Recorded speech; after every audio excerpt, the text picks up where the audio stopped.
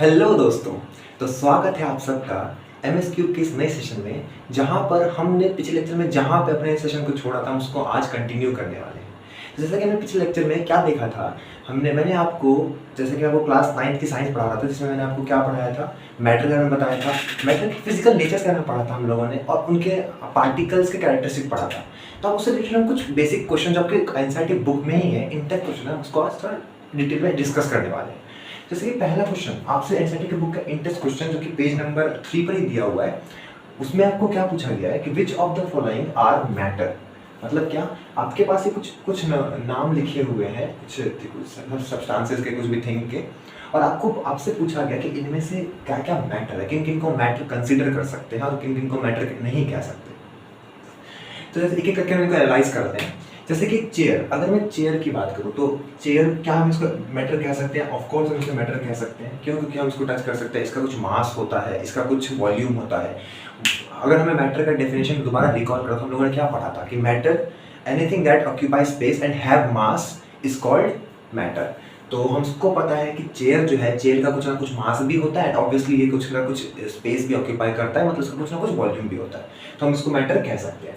अगर बात करो एयर की, तो एयर भी एक मैटर है, क्योंकि एयर हमारी जो एटमॉस्फेयर है, हमारे एटमॉस्फेयर में जो गैसेस प्रेजेंट है, जो एयर प्रेजेंट है, वो भी क्या है, मैटर है, क्योंकि वो कुछ ना कुछ माइक्रो लेवल पर ही सही, बट उनका कुछ ना कुछ मास जरूर होगा। इसके अलावा वो लोग कुछ ना कुछ यहाँ पे एरिया ऑक्यूपाई कर ही रहे हैं, है ना। अगर मैं बात करूँ प्रेम, लव, तो ऑब्वियसली हम सबको पता है कि ये जो है, ये तो सिर्फ एक इमोशन है। ये हम किसी के प्रति हम अपना इमोशन एक जाहिर करते हैं, एक टाइप का ऐसा इमोशन है, तो हम इसको जो है, इसको हम मैटर कंसिडर नहीं कर सकते। ठीक है। अब अगर मैं बात करूँ स्मेल की, ऑब्वियसली स्मेल क्या है? स्मेल जो है, स्मेल होता है सुगंध। अब आप एक परफ्यूम को सूंघ रहे हैं, ऑब्वियसली परफ्यूम से जो स्मेल निकल रही है, जो स्मेल है वो क्या है?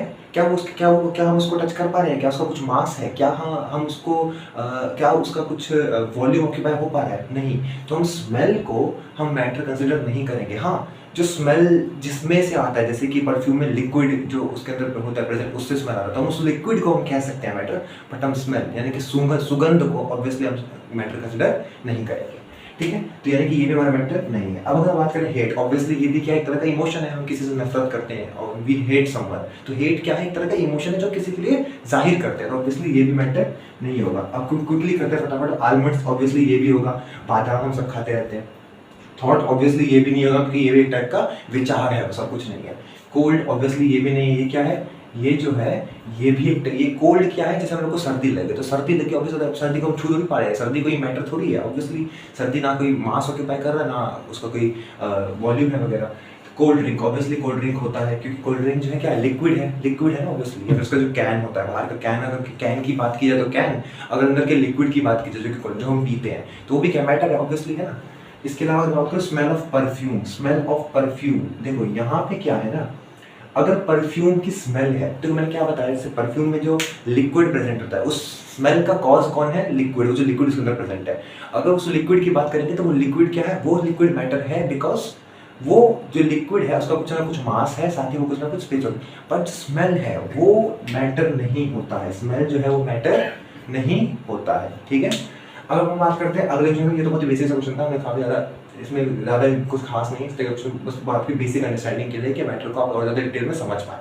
अगर मैं अगले क्वेश्चन की बात करूँ तो अगले क्वेश्चन हमसे क्या बोला जाता है? The smell of hot sizzling food reaches you several meters away, but to get the smell of cold food you have to get close. Why? हमसे पूछा जा रहा है कि जब हमारे घर पे या हमारे आसपास कहीं पर भी गर्म खाना रखा होता है, तो हम गर्म खाने का जो स्मेल है वो हम तक बड़ी आसानी से पहुंच जाता है, जबकि जो ये ठंडे खाने का जो स्मेल होता है वो हमें बहुत मुश्किल से या फिर काफ़ी क्लोज पहुंच कर ही उसका स्मेल हमें पहुंचता है। ऐसा क्यों? इसका रीज़न क्या है? तो इसका रीज़न मैंने यहाँ पे लिखा है, इसको एक बार पढ़ लेते हैं। Because in hot sizzling food the kinetic energy of the particles are much higher than that in cold food because of high temperature. Therefore, the smell of hot sizzling food reaches us faster even from several meters away.